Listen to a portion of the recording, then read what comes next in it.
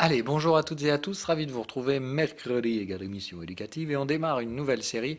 Je ne vous ai pas soumis au vote parce que de toute façon ça me semble dans la logique des émissions précédentes, donc on va suivre cette série, toujours pareil, trois émissions sur les 3 semaines qui suivent. La première, la technique, la plus importante évidemment à regarder, la psycho très importante également et après on se détend un peu sur la philo. Mais comme toujours, elle reste intéressante la partie philosophique, non pas pour les informations qui y sont distillées, mais le simple fait de reparler dans un contexte différent de ce qu'on a appris avant permet tout simplement à vos petits neurones de travailler une fois de plus. Et en fait, c'est plus pour des aspects de mémorisation euh, et de synthétisation de l'information que ces dernières émissions, on va dire un peu plus légères dans leur contenu, sont importantes. Bref, on va donc démarrer cette série sur les tendances après avoir couvert les ranges, les excès, les bulles, etc. Au final, on n'aurait peut-être pas dû faire dans cet ordre-là, mais c'est pas grave. On va au moins essayer de couvrir donc l'essentiel des contextes de marché et on ne peut évidemment s'affranchir de la tendance. Donc la tendance, alors on va toujours faire comme d'hab, une petite introduction, 5 minutes, je contextualise un petit peu tout ça et après je vous balance les infos techniques qu'il faut connaître en tendance. Évidemment, la plupart de tout ça est déjà dans le PDF, mais ici on prend le temps de tout bien développer et on parle du cas spécifique, donc avec des petites astuces perso que je vous donnerai et tout ça, tout ça. Donc, on commence. La tendance, déjà, la première des choses, c'est fascinant, puisque donc c'est la première des choses en général dont vous entendez parler quand vous arrivez dans les marchés. La tendance, la tendance, la tendance. Alors, la tendance, est-ce que c'est important? Oui, évidemment, parce que c'est un état de marché. Maintenant, est-ce que c'est le plus important? Eh bien non. Est-ce que c'est le plus facile à naviguer? Pas du tout. Euh, Par contre, est-ce que c'est le plus facile à expliquer? Oui. Et c'est là où se situe tout le problème de la tendance.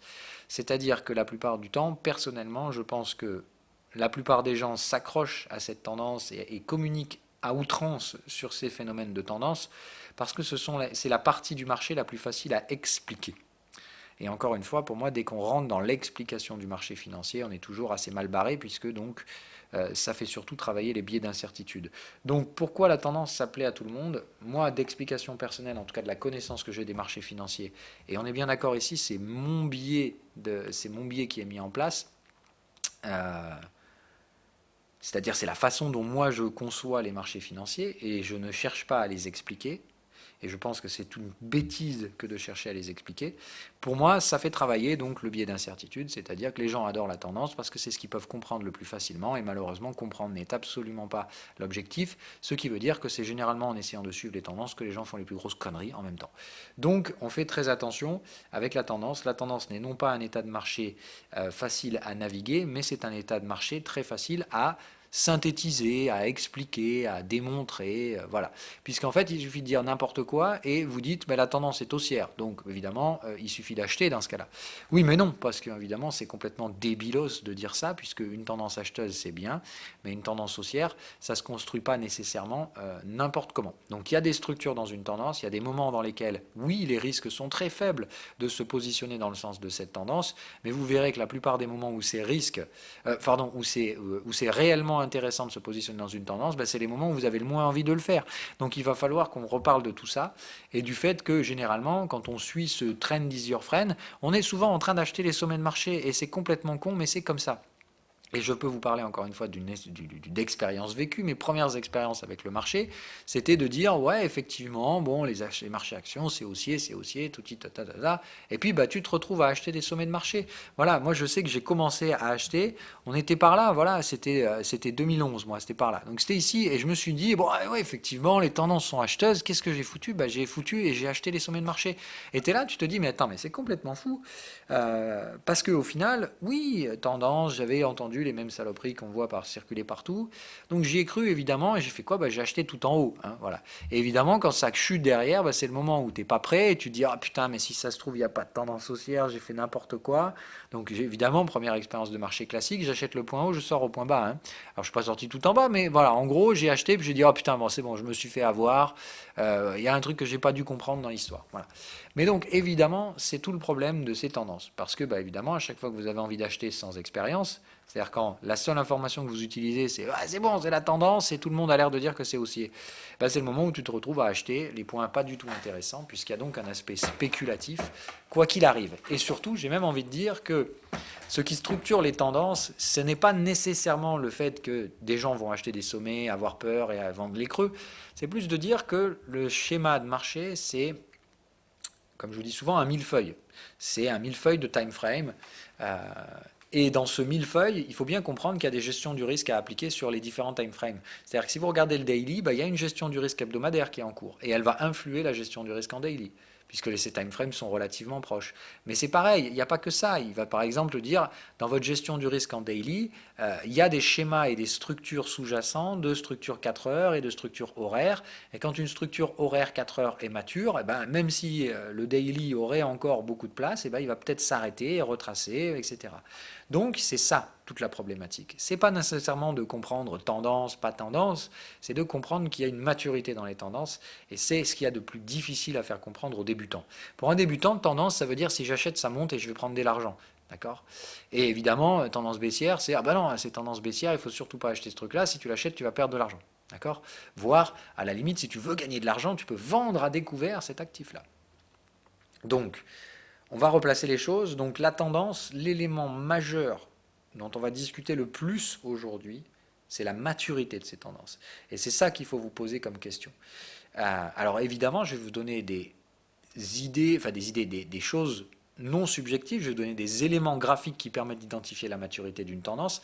Je vais le faire avec mes outils, mais je vais vous donner quand même des petites astuces avec d'autres outils si vous ne voulez pas les utiliser. Parce qu'encore une fois, ce n'est pas la magie du siècle non plus. Je n'ai pas inventé le truc qui vous permet de décrypter les marchés, etc. etc. C'est juste des outils automatiques sur lesquels je me base pour vous transmettre mon savoir. Maintenant, encore une fois, je n'ai pas découvert la source magique du marché et ces indicateurs retranscrivent quelque chose que vous pouvez simuler, entre guillemets, manuellement, sans grande peine non plus. Donc allons-y. Le principe, c'est la maturité de la tendance. Bon là, je ne vais pas non plus passer 3 heures à refaire tout ce qu'il y a dans le PDF. Je pense que pour la plupart, vous l'avez déjà lu, ou sinon, je vous invite quand même à le lire avant de regarder mes vidéos. Normalement, c'est dans cet ordre-là qu'il faut le faire. Donc, vous connaissez les étapes de maturité d'une tendance. Ça doit vous paraître relativement abstrait au début, évidemment, puisque le but n'est pas de maîtriser les tendances en premier lieu, mais de maîtriser les différents ranges qui peuvent évoluer non seulement au sein de ces tendances, mais entre ces tendances. Donc, la maturité, c'est un range mature. Une tendance émerge toujours d'un range, sauf cas très spécifiques, comme on a dit, de bulles et excès financiers et autres trucs du genre, qui sont des états irrationnels de marché qui vont se renverser de haussier à baissier, ou de baissier à haussier. Donc quand le marché est excessif, il peut se retourner sans range. Quand le marché est dans une structure habituelle, normale, il va normalement hésiter sur une zone de prix et définir la poursuite de la tendance majeure principale, c'est-à-dire après une tendance haussière, on reste un peu à plat, voire on consolide et on repart en tendance haussière, puisque les degrés majeurs, c'est-à-dire les tendances majeures sont toujours en cours, ou bien au bout d'un moment, les tendances majeures sont matures elles aussi, et on se retrouve dans des ranges partout, c'est exactement ce qu'on vit en ce moment, et ça c'est très crispant, puisque donc on a un marché qui n'a plus aucune tendance pendant un petit moment, et ça c'est très emmerdant. On en parlera après. Donc, un range qui précède, c'est important, sauf cas spécifique des bulles et des excès de marché. Un range qui précède, ce range doit être mature, et normalement, à la suite de ce range, un range mature, je vous le rappelle, on a fait les cours la dernière fois, ça veut dire quoi? Ça veut dire que vous avez oscillé entre les contextes, d'accord? Vous avez fait contexte à contexte, au moins 3 fois, c'est-à-dire, ça fait 1, 2, 3, c'est là où normalement vous cherchez vos troisième bornes de range, et 4. À partir du moment où vous arrivez à 4, on considère que le range est mature. Et quand le range est mature, alors j'ai essayé de faire une case à cocher, mais j'espère que vous avez compris, ce n'était pas très évident. Donc là, votre range est mature. Donc première case à cocher. Quand le range est mature, l'étape qui peut suivre, et elle est très difficile à savoir, puisque quand le range est mature, on ne sait pas en fait si le but derrière, c'est de remettre une tendance baissière ou d'installer une tendance haussière. Donc va se mettre en place une phase d'hésitation. En général, quand le marché hésite, la première des choses qu'il fait, c'est qu'il va essayer de taper des bornes, sauf que le range ayant déjà tapé des bornes, il y a un moment donné où il y a un biais directionnel qui va se mettre en place dans le marché. Soit haussier, soit baissier, c'est ce qu'on appelle l'accumulation. C'est-à-dire que tout simplement, au lieu de continuer à taper les bornes de contexte, ce que va faire le marché, c'est qu'il va essayer de tenter une accélération dans un sens. Je vais prendre une image ici qui me parle relativement bien. C'est un peu comme dans une course cycliste. Au début, tout le monde est dans le peloton, on essaye de suivre le rythme et compagnie, on se cherche, et puis d'un coup, quoi qu'il arrive, au bout d'un moment, c'est une course dans les marchés, c'est la même chose. Il y a forcément une échappée qui va tenter de se mettre en place. Est-ce qu'elle va réussir à tenir? Oui, non, mais en attendant, on va essayer des choses. Donc c'est le moment où, après un range mature, il y a un état de marché d'instabilité constante qui est nécessaire, c'est-à-dire quand on a hésité suffisamment longtemps, le marché va demander un décalage. Alors pourquoi c'est très difficile à expliquer? Il y a plusieurs raisons. Premièrement parce que l'économie est en constante évolution, donc elle peut rarement rester en état stable. Donc l'instabilité naturelle Oh punaise, pardon. Il n'est pas cassé, c'est déjà ça. L'instabilité naturelle va créer de l'instabilité dans les marchés. Donc le range étant un état d'instabilité, de stabilité temporaire, il est donc temporaire par définition. Il est forcé de bouger parce que on n'est jamais stable dans la réalité. Et pire que ça, de toute façon, l'aspect spéculatif aujourd'hui dans les marchés financiers fait que le temps c'est de l'argent et qu'au bout d'un moment on ne peut pas passer tout notre temps dans une même zone de prix, donc on va nécessairement vouloir se déplacer. Bref, il en vient qu'ici se met en place donc une psychologie de décalage qui va tenter généralement donc de défendre le canal de tendance. J'entends par là que l'objectif, c'est d'aller pousser les opposants dans leur retranchement, c'est-à-dire donc dans les contextes. Donc là, on va essayer de pousser les vendeurs dans les contextes vendeurs, et derrière, on va essayer de soutenir les canaux de tendance. Ça, c'est ce que vous allez voir dans les phases préparatives d'une tendance haussière. Les acheteurs se positionnent plus agressivement, c'est-à-dire que dans un état de range et d'indécision, ils se positionneraient sur le canal de contexte. Mais dans un état de préparation de tendance haussière, ils vont avoir tendance à se positionner plus agressivement que les vendeurs, jusqu'au moment où ils vont réussir à repousser suffisamment les vendeurs dans leur retranchement. Les vendeurs annuleront leur stratégie, et à ce moment-là, donc, la disparition des vendeurs dans les échanges favorise généralement l'émergence des tendances. Voilà. Donc, si vous comprenez le schéma, donc range mature, ok.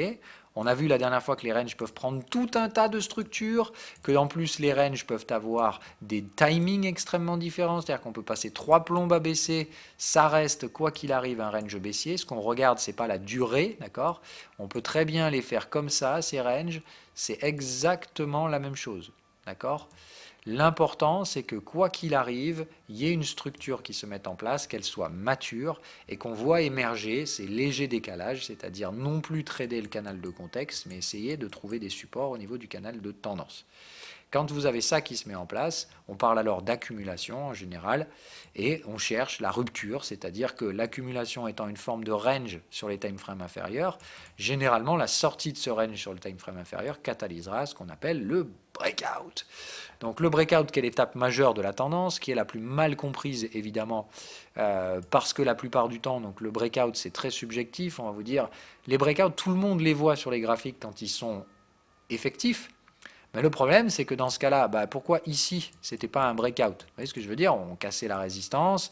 C'était de dire, ici, on aurait très bien pu dire, ok, on avait un range plus ou moins mature, on vient taper les canaux de tendance, on fait le fameux schéma, contexte, canal de tendance, contexte. Ici, pourquoi pas un breakout? Eh ben non, en fait, voilà. Mais ici, il y a probablement plein de gens qui, comme d'hab, ont acheté le sommet de marché. Hein, voilà. Donc le principe est que trouver le breakout, c'est très complexe. Moi, je vous donne des règles qui vous permettent de les identifier avec pas trop, avec une marge d'erreur suffisante. Mais encore une fois, trader en breakout sans règles, c'est-à-dire sans stratégie, c'est aller tout droit au suicide. Et je vous le dis direct. Et encore une fois, là aussi, je parle d'expérience. Mes premières expériences avec Tesla sur du trading en breakout, ça m'a valu 30% de mon capital en moins de 2 minutes, puisqu'un jour, je me suis juste amusé à faire du trading en breakout sur une publication de résultats. Autant vous dire que j'ai mangé cher dans ma gueule ce jour-là. Bref, donc le principe étant que le trading en breakout, c'est pratiquement un des tradings les plus dangereux, et pourtant, comme d'hab, c'est celui qu'on voit circuler le plus sur les réseaux de débutants, puisque évidemment c'est la structure la plus facile à apprendre. Il suffit d'apprendre les figures chartistes. Rappelez-vous, les figures chartistes, pourquoi ça ne marche pas? Ça ne marche pas parce que la plupart du temps, ces structures, elles sont placées hors de leur contexte. C'est-à-dire qu'encore une fois, un breakout, ça ne peut se produire que si une structure chartiste se produit à la place et à la fin d'une structure d'accumulation, d'une structure de range mature. Donc, si vous respectez les étapes préparatrices pour un breakout, déjà vous limitez considérablement les probabilités de vous faire péter les dents à essayer de trader la sortie d'une structure qui n'en est absolument pas une. Puisque en réalité, là, si vous me cherchez des structures chartistes dans les phases de range, mais vous allez vous bouffer à tous les coups. Parce que c'est ce que font la plupart des gens. Imaginez-vous qu'un marché, quand il est dans un range, il va faire 50 millions de structures chartistes au milieu du range et au final, c'est que du bruit. Donc l'éternel problème de la figure chartiste et du trading en breakout, c'est que si vous faites du breakout dans les ranges, vous êtes mort. Et le problème, c'est qu'il y a quand même beaucoup de range dans les marchés et que, évidemment, c'est là que la plupart des traders en breakout se ruinent littéralement puisque quand ils arrivent à choper un breakout, c'est cool, mais ça rapporte pas grand-chose, un trading en breakout, quoi qu'il arrive. Par contre, quand ils se mangent, ça coûte très cher. Donc, c'est évidemment toujours le même problème de appliquer une stratégie dans un contexte qui ne lui est pas favorable. Le trading en breakout, ok, si vous avez une base et une structure et une stratégie qui encadre ces breakouts.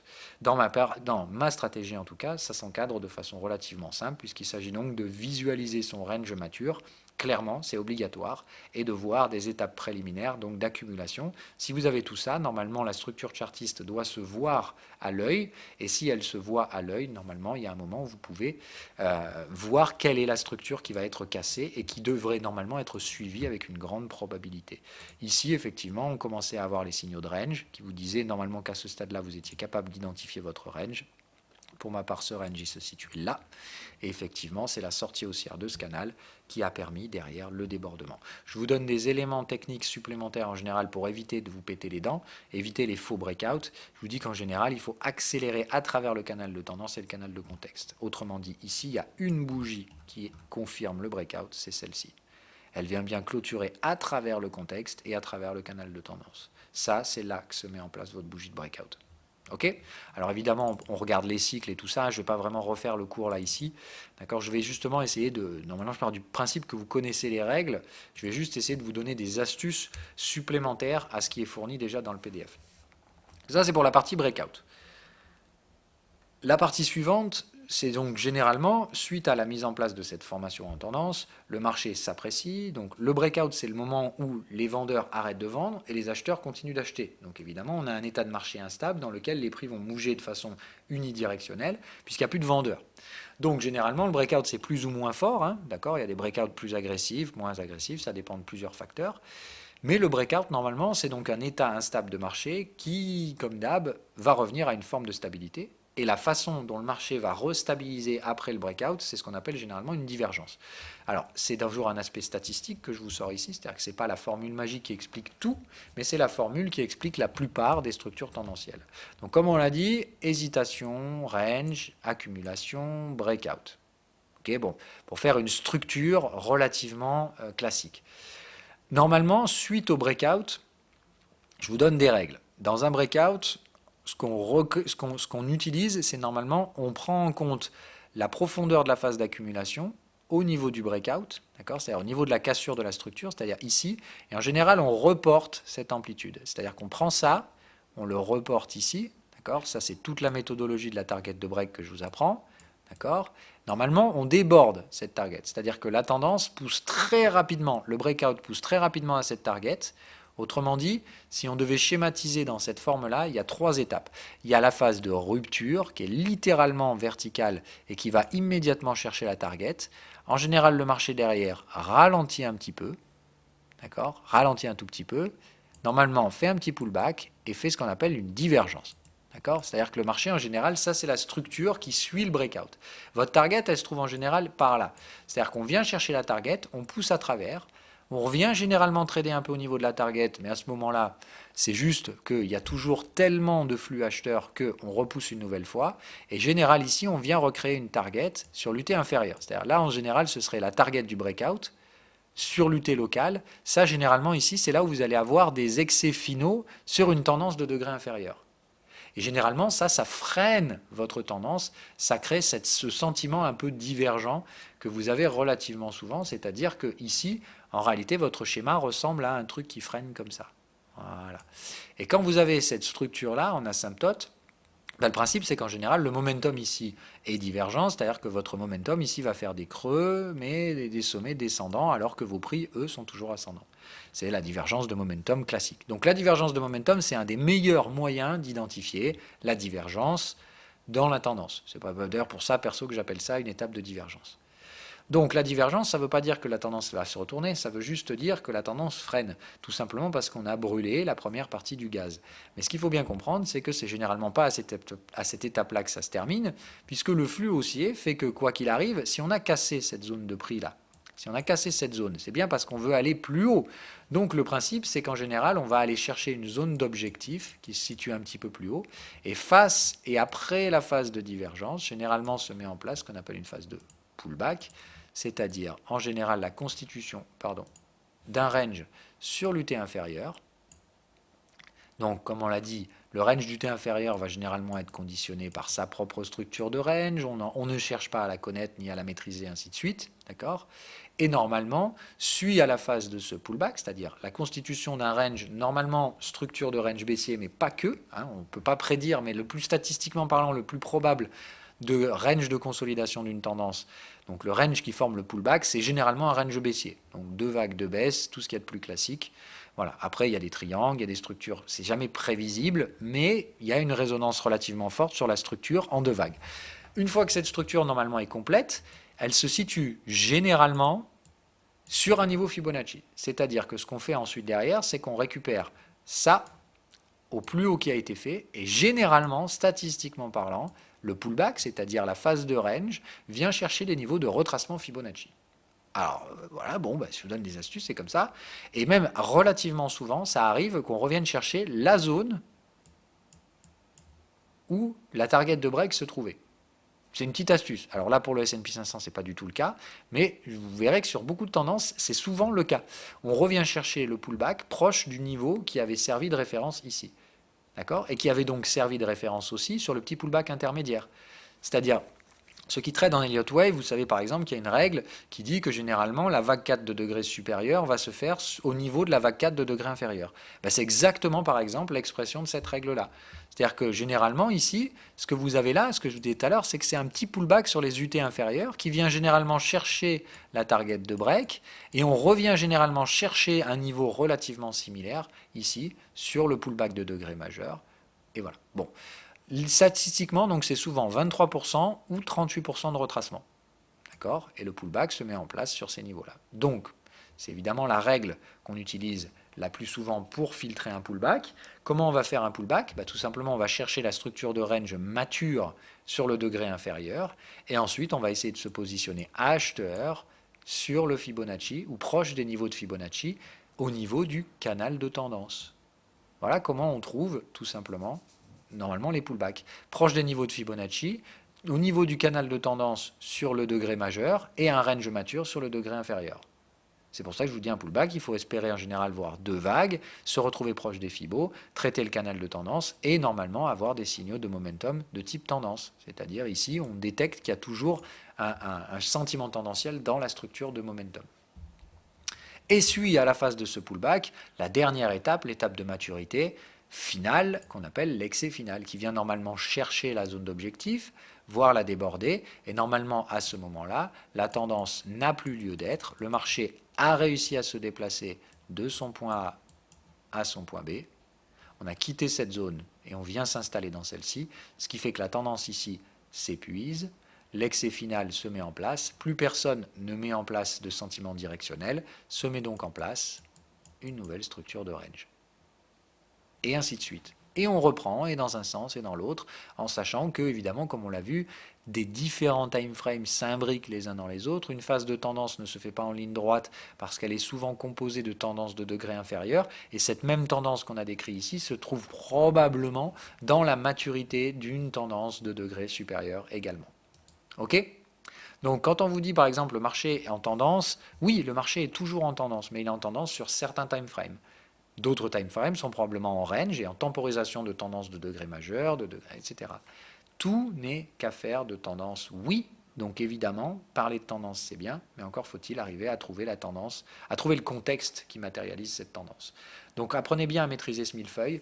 Il y a toujours de la tendance, oui, mais il y a aussi beaucoup de range qui composent des étapes intermédiaires de cette tendance, puisqu'on a dit la phase de tendance doit être précédée elle-même d'un range.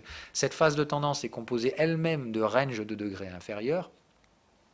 Et cette tendance, une fois terminée, va réinstaller à nouveau une étape d'indécision et donc une phase de range.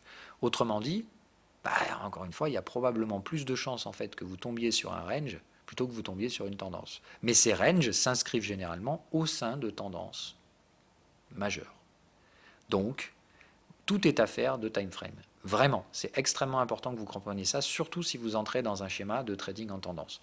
Voilà pourquoi aussi je vous apprends d'abord à maîtriser les ranges, parce que c'est en comprenant comment se structurent ces ranges que vous arrivez à les repérer, et c'est surtout en arrivant à repérer les ranges que vous arriverez à repérer les maturités des tendances. Il y a un ordre logique à tout ça, et c'est pas simplement de dire c'est comme ça qu'il faut faire. Voilà. Non, c'est que la tendance, c'est facile à maîtriser quand vous maîtrisez les ranges. Si vous ne maîtrisez pas les ranges, la tendance, ça devient très vite abstrait, et c'est le meilleur moyen de faire tout un tas de conneries. Donc, on apprend d'abord à maîtriser ces ranges parce que c'est eux qui vous permettent de trouver la tendance. C'est qui vous permettent de trouver la maturité de la tendance. Au final, trouver un breakout, c'est bien, mais un breakout, ça doit être précédé d'une accumulation qui est en fait une structure de range de degrés inférieurs qui se termine sur un canal de tendance. Je m'explique. En fait, ici, vous avez un range. C'est juste que ce range, il est mature à ce stade-là, et au lieu d'être venu chercher le canal de contexte, il est toujours sur le canal de tendance. Et il va se trouver sur certains niveaux de retracement ici. C'est-à-dire que en fait, la structure logique de l'accumulation est relativement proche de la structure logique de pullback. Par contre, elles se font toutes sur des degrés différents, c'est-à-dire des time frames différents, et elles vont respecter des règles différentes. Il va de soi qu'ici, comme on l'a dit, on sera sur des fibos proches de 23% à 38% de retracement de la vague de degrés majeurs, c'est-à-dire de ce point de référence à ce niveau de sommet. Généralement, l'accumulation retrace au minimum 38%, au maximum 61%. Vous voyez, on est sur des degrés différents. C'est-à-dire qu'autrement dit, ce même type de range ici, s'il était venu là, d'accord, si on avait fait ce type de range et qu'on avait retracé, admettons, 61%, ça aurait pu être un candidat potentiel pour une accumulation éventuelle sur un degré supérieur. Commencez à comprendre tout ça en fait. Comprenez d'abord vos ranges. Apprenez à repérer des ranges matures et regardez où vous vous trouvez au niveau de ces ranges. Si ces ranges, une fois matures, se trouvent au niveau des canaux de tendance de l'UT supérieur, il y a peut-être une chance qu'il y ait quelque chose qui se passe à la fin de ce range. Donc que vous puissiez éventuellement trader l'accumulation, mais pour une accumulation, quelles vont être les règles? Retracer au minimum 38%, éviter de retracer plus de 61% et ne surtout pas atteindre les contextes. Ça, ce sont les règles claires et nettes pour une accumulation. Pour un pullback, dans un pullback, si la tendance a été très longue, les canaux ont un facteur d'accélération, ce qui fait que vous allez très clairement revenir dans les canaux de contexte. Donc être dans les canaux de contexte dans un scénario de pullback, c'est pas très grave. Ça veut juste dire que la phase de tendance a été relativement longue. La seule chose qui est importante ici, c'est que le range se mette en place, et normalement qui tape les bornes de contexte ici, qu'on ait un range mature, tac, tac, tac, et qu'évidemment ici, on ne retrace pas plus de 38%. C'est très rare d'avoir des pullbacks plus profonds que 38%. Ok? Donc si on prend nos fibos, d'accord, 23, 38, 50, 61, si on devait schématiser un petit peu la méthodologie de pensée, d'accord, là, c'est la zone où vous pouvez vous dire c'est plutôt de l'accumulation, et là, c'est votre zone favorite pour les pullbacks. Ok? Mais à chaque fois, il faut étudier les ranges de degrés matures. C'est pour ça qu'il faut apprendre à naviguer dans les contextes. Quand votre range est mature, si vous êtes un petit peu plus expérimenté, c'est-à-dire vous maîtrisez bien vos contextes de range, vous avez bien tradé vos troisième bornes de range, etc. C'est-à-dire que là, si je prends l'exemple ici, par exemple, là, vous auriez probablement pris une troisième borne de range. Mais quand on va arriver sur la quatrième, c'est là où vous devez progresser un peu en trading. Quand vous maîtrisez bien vos ranges, vous les identifiez très clairement, vous tradez facilement et sans stress vos troisième bornes de range, vous avez appris à moduler le risque, etc. Vous maîtrisez bien le contexte de range. Et bien dites-vous qu'après la troisième borne de range vient la quatrième, et que la quatrième, c'est la borne de range la plus intéressante si vous voulez faire du suivi de tendance. Oh putain, mais qu'est-ce qu'il vient de me dire le mec ? Qu'au final, c'est en traitant les ranges matures qu'on va pouvoir faire du trading en tendance. Putain, j'y avais pas pensé. Eh bien pourtant, c'est ça. Le secret de la tendance, c'est ça, c'est de trader des ranges matures de degrés inférieurs et de les positionner à des endroits stratégiques pour savoir s'il s'agit de pullback. Et s'il s'agit d'un pullback, il ne faut pas hésiter à y aller. Normalement, c'est comme ça qu'on suit la tendance. Il faut savoir aussi une chose, c'est quand on fait du suivi de tendance en pullback, la seule chose qui reste derrière, c'est un excès final. C'est-à-dire qu'il ne faut pas être trop gourmand non plus. Hein. Mais voilà comment ça se constitue normalement un schéma de tendance, donc constitué de sous-schémas tendanciels évidemment eux aussi, donc on peut trader plusieurs UT en même temps sans aucun problème, il faut juste avoir la maturité dans votre cerveau pour bien structurer tout ça. Évidemment c'est la cause de pas mal d'erreurs au début, hein, c'est la raison pour laquelle quand on se familiarise avec un nouveau type de contexte, la tendance ou le suivi de la tendance, c'est pour ça que si c'est la première fois ou les premières fois que vous le faites, toujours levier au plancher pour sentir les choses, faire les erreurs et apprendre et progresser de ces erreurs. Psychologiquement parlant, c'est pas facile d'arriver à structurer son cerveau et on va parler de tout ça dans la émission suivante. Sur la partie psycho, je vous donnerai des astuces pour bien structurer tout ce schéma de millefeuilles. Parce qu'évidemment, le suivi de tendance, si vous ne pouvez pas tout bien répartir dans votre tête, si ce n'est pas clair dans votre tête, ce ne sera pas clair dans votre trade et j'aime autant vous dire que généralement, ça se finit pas bien. Donc, voilà pour la partie technique. Maintenant, je vais essayer de vous donner quelques petites astuces supplémentaires. Donc, de dire, il y a certains marchés qui ont naturellement une tendance. On va essayer d'expliquer ces phénomènes tendanciels. On va expliquer par exemple pourquoi les marchés actions monteront toujours. D'accord ? Il faut s'intéresser aussi à la structure, c'est-à-dire que la tendance ne se construit pas nécessairement que par un aspect technique. La technique, ça permet de donner une structure, pas d'expliquer encore une fois, mais de donner une structure pour naviguer avec une gestion du risque dans ces contextes, et une stratégie, au lieu d'y aller au doigt mouillé parce qu'on a l'impression qu'il y a une tendance, ou etc. Bon, après on va aller à l'essentiel. Les actions, ce sera toujours une tendance haussière. On ne va pas y aller loin, surtout si vous regardez les indices, hein, je ne parle pas des actions indépendantes. Une action est évidemment dépendante de ses bénéfices, c'est-à-dire qu'une action, elle va être en tendance haussière si ses bénéfices sont en progression. Elle va être en tendance baissière si ses bénéfices sont en contraction ou que son activité l'est également. Ou si elle a été en bulle spéculative et qu'elle va cracher parce que tout simplement il y a eu tellement d'acheteurs qu'aujourd'hui plus personne n'achète et que les prix ont été stupides. C'est un cas spécifique. Donc les indices, pourquoi ça monte ? Eh bien parce qu'encore une fois, un actif boursier, avant de trader quelque chose, il faut savoir ce que c'est, il faut savoir, voilà, on ne trade pas, voilà. Donc évidemment, si vous achetez ou vendez Apple, Tesla, bon, vous savez ce que vous faites, vous achetez des parts d'une compagnie, vous en achetez une part relative, ça dépend du nombre de titres qui ont été émis, autrement dit, je ne sais pas, s'il y a 1 million d'actions Apple qui circulent, ou admettons, voilà, 1 millier, on va synthétiser, admettons, il y a 1 millier d'actions qui circulent et vous en posez des 10, et bien vous avez, et vous faites partie, et vous possédez 1% du capital de cette entreprise. Ok ? C'est aussi simple que ça.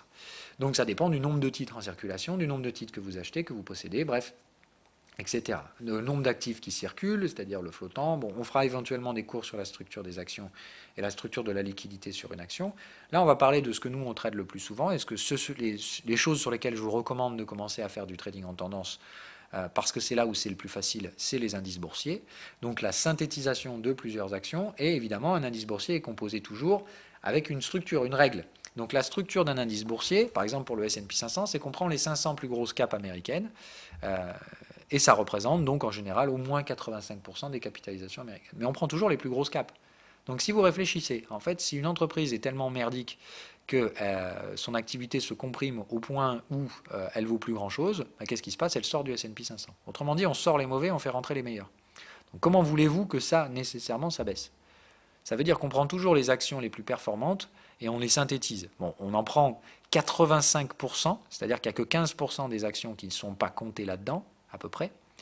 15% des capitalisations, pardon, pas 15% pas 15% des entreprises. Hein. Mais donc voilà, 15% des capitalisations qui composent l'économie américaine sont dans le S&P 500. Autrement dit, ça reste quand même un spectre relativement large, mais on vire quand même quelques mauvais candidats. Hein, voilà. Donc il faut quand même le prendre en compte.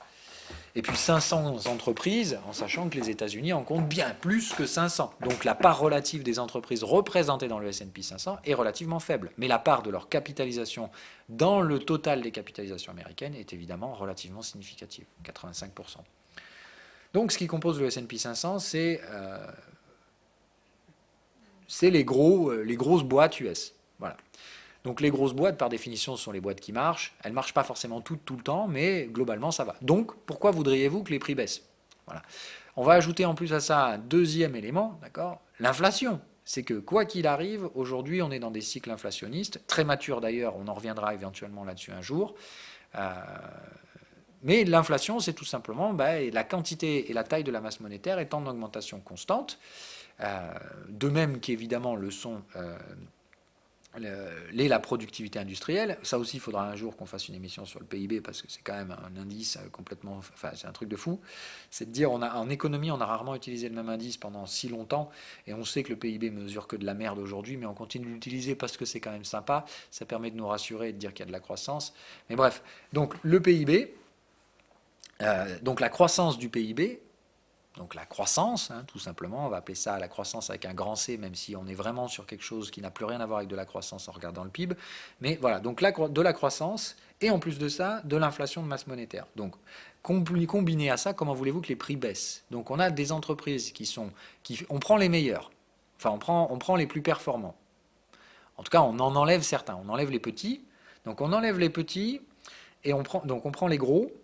En plus de ça, la taille de la masse monétaire ne peut qu'augmenter. Et en plus de ça, il y a de la croissance. Et ces entreprises sont donc celles qui participent le plus à la croissance puisque ce sont les plus grosses. Comment voulez-vous que les indices boursiers soient en tendance baissière? C'est relativement compliqué. Les tendances baissières dans les indices, ça va être soit parce qu'on est monté trop fort comme des glands et qu'on a créé des bulles spéculatives, donc on va créer des effondrements spéculatifs derrière, des cracks boursiers. Les tendances baissières, ça peut éventuellement se mettre en place dans certains contextes de marché particuliers, mais dans le S&P 500, admettons même une guerre, ça ne ferait pas nécessairement baisser le S&P 500, puisqu'évidemment certaines valeurs productivistes seraient en chute libre, mais à côté de ça, les valeurs défense ou les valeurs industrielles peuvent être en forte hausse pour compenser. Donc il faut bien comprendre que dans un indice, il y a une forme de compensation, évidemment.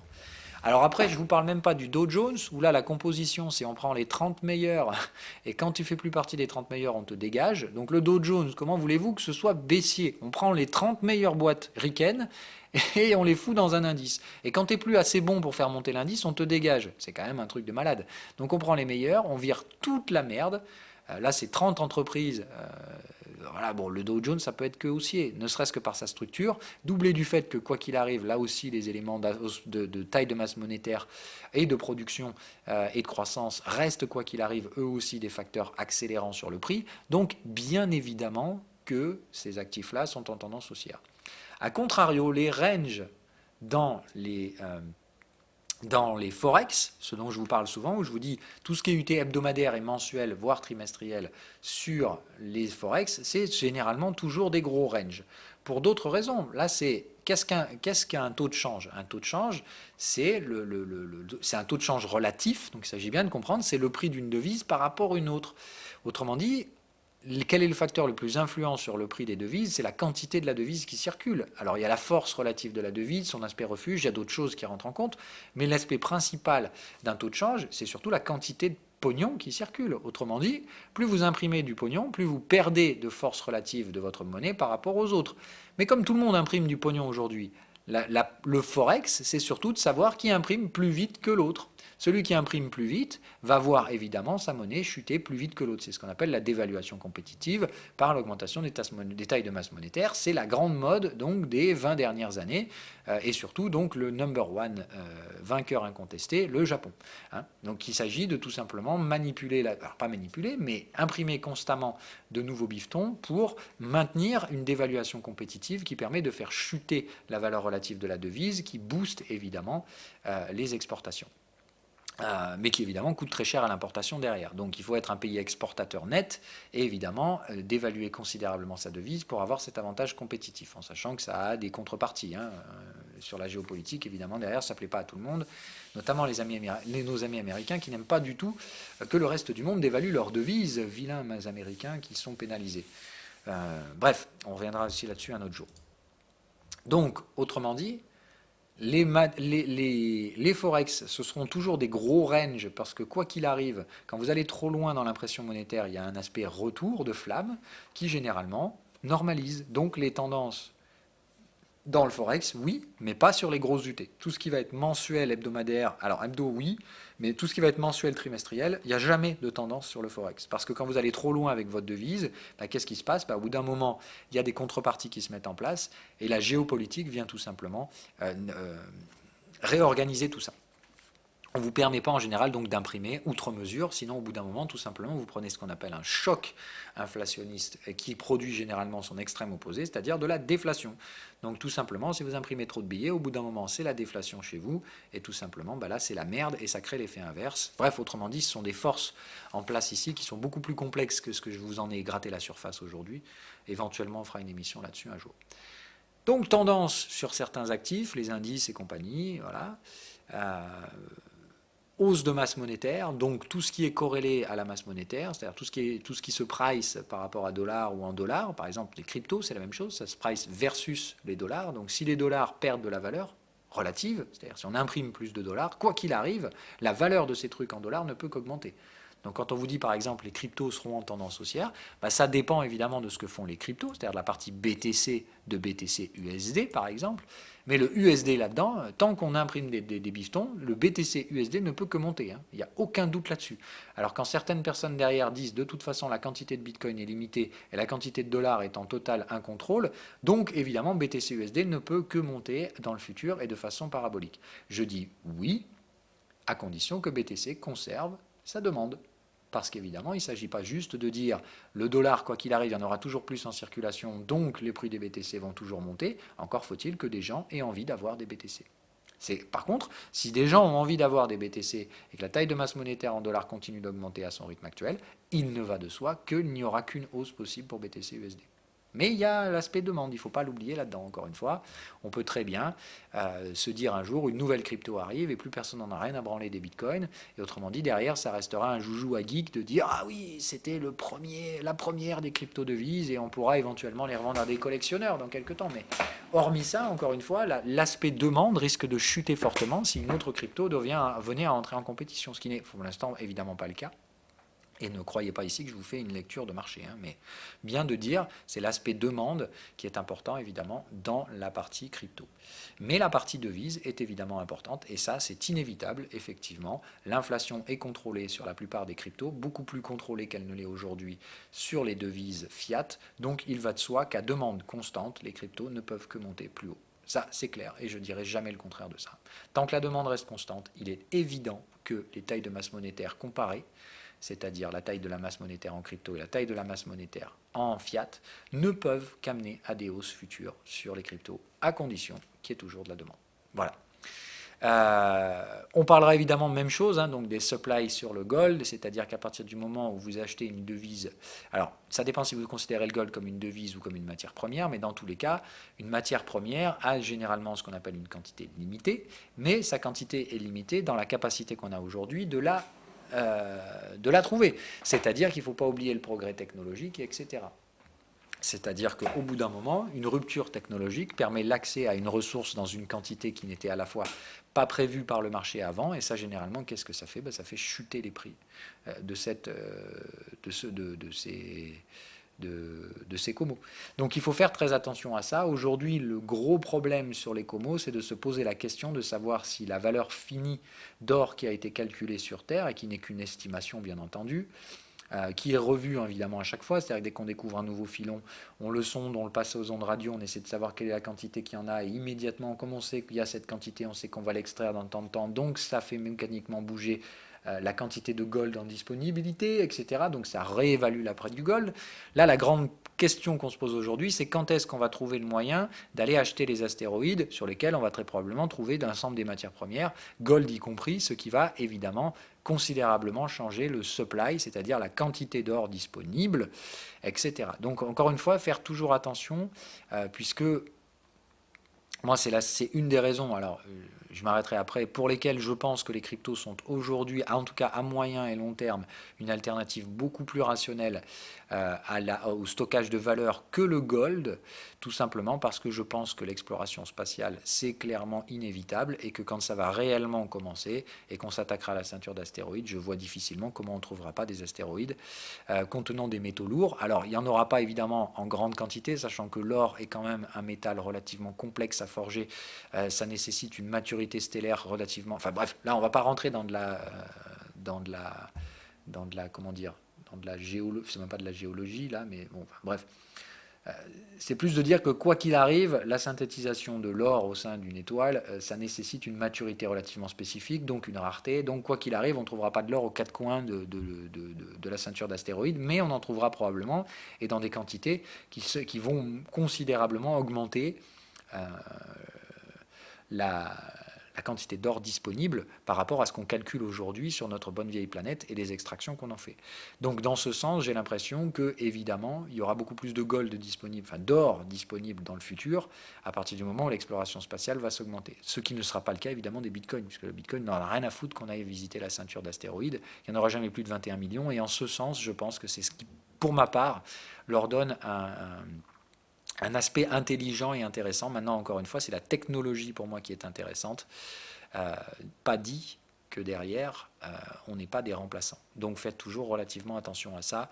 Ne prenez pas ce biais et ce postulat que je viens de vous donner pour vous dire ah ouais, du coup c'est vrai, j'avais pas pensé, mais le gold, du coup aujourd'hui ça semble fini sur Terre, mais quand on va élargir nos horizons, ce sera plus fini, donc il faudra retrouver un produit fini, etc. Ouais, mais qu'est-ce qui te dit que ce sera Bitcoin? Voilà. Donc faites toujours attention. On ne fait pas de pari de ce genre-là à dire ça ne peut être que ça, donc je mets tout mon argent dans Bitcoin et si j'ai raison, je suis millionnaire, si j'ai tort, je suis ruiné. C'est vraiment pas comme ça qu'il faut faire. Bref, on va s'arrêter là-dessus. En tout cas, donc, je répète, la structure de tendance sur la partie technique, c'est vraiment important donc, que vous maîtrisiez les aspects techniques que je vous distribue dans le PDF. L'élément clé aujourd'hui que je voulais vous apporter dans la compréhension technique, c'est que pourquoi il faut maîtriser vos ranges avant de vous attaquer à la tendance? Parce que la plupart du temps, les bons trades en tendance vont se faire à la structure mature de range de degrés inférieurs qui vous permettront de vous repositionner dans la tendance de degrés majeurs. Ok, et vous pouvez généralement aller 2 degrés. Ça, c'est l'astuce que je vous donne. Admettons ici, donc on est en hebdo. Donc, rappel, ici, on voit qu'il y a une accumulation. Ici, on voit le breakout. Donc, on sait qu'ici, il y a tendance. D'accord? La tendance est effective à partir du moment où il y a un breakout et où on déborde la target de break. C'est-à-dire, là, il y a une initiation de tendance. D'accord? C'est quand on vient bien clôturer au-dessus de ça. Autrement dit, c'est à ce moment-là que la tendance est effectivement 100% confirmée. D'accord? Le moment où on clôture très largement au-dessus des targets et pendant longtemps. Donc là, la tendance est effective. Là, elle est relativement probable. Là, elle est potentielle. D'accord? Considérez ça comme ça. Donc potentiel, probable, confirmé dans votre psychologie. Donc, qu'est-ce qui se passe? Quand elle est potentielle, généralement, ce que vous faites, c'est que vous traitez sur le degré inférieur. D'accord? C'est-à-dire, vous sentez qu'il y a une tendance hebdomadaire qui peut se mettre en place, donc vous cherchez en daily les structures de range mature qui pourraient maturer au niveau du canal de tendance, et vous allez bien évidemment chercher dans votre momentum des signaux de tendance haussière. D'accord? Des pré-signaux de tendance haussière, donc des réactions avec des pré-signaux de tendance sur la gestion du risque sur un canal de tendance avec un range mature sur l'UT inférieur, c'est un très bon signe d'accumulation, d'autant plus si vous êtes entre 38 et 61% de retracement des vagues majeures précédentes. Voilà. Vous commencez à capter les règles donc, du pullback, les règles de l'accumulation. Mais encore faut-il bien maîtriser la structure de range. Voilà. Derrière, une fois que votre tendance a réalisé son breakout, c'est-à-dire quand vous êtes dans la phase de tendance probable, d'accord? Dans la phase de tendance probable, en général, on peut descendre 2 time frames en dessous. C'est-à-dire que sur la phase de breakout, généralement, vous pouvez aller 2 time frames en dessous, et en général, qu'est-ce qui va se passer? Ça va vous permettre de choper ça. C'est-à-dire qu'ici, vous allez avoir, hop, comme d'hab, un petit range mature, d'accord, qui va retracer 23% du dernier mouvement majeur, et donc ici, vous allez avoir un petit pullback. Ça vous permettra de choper ce point d'entrée-là. 2 coups en dessous, dans la phase d'accélération. Et quand la tendance est donc dite confirmée, d'accord, c'est-à-dire qu'elle est vraiment active, à ce moment-là, en général, qu'est-ce qu'on fait?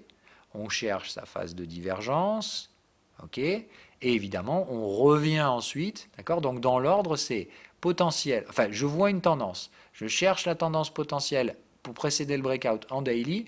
Ensuite, je vais chercher des pullbacks sur 2 time frames inférieurs. Ceux qui sont vraiment chauds, des fois, vous pouvez aller 3 time frames, mais c'est relativement rare. Moi, je reste plutôt sur 2 à... Enfin, moi, je vais à 3. Mais vous, il faut vraiment rester sur 1 à 2 time frames.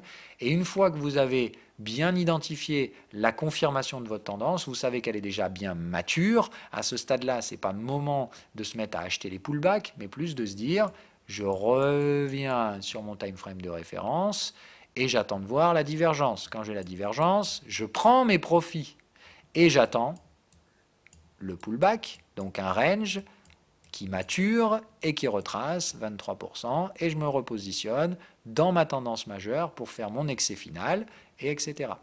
Et au sein de mon excès final, je peux éventuellement essayer de profiter des tendances inférieures sur des degrés de type 1 à 2 fois plus bas.